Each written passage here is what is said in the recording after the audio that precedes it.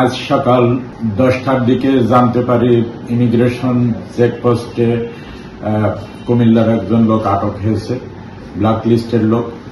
প্রাপ্ত সংবাদের প্রেক্ষিতে আমার থানার অফিসার পাঠালে তারা তাকে আমার থানায় নিয়ে আসে।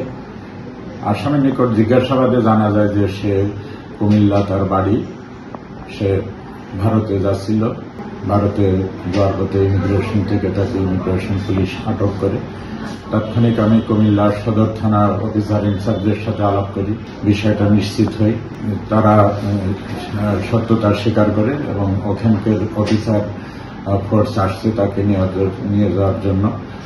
কুমিল্লার সদর থানা পুলিশ তার বিরুদ্ধে প্রয়োজনীয় কার্যক্রম গ্রহণ করবে।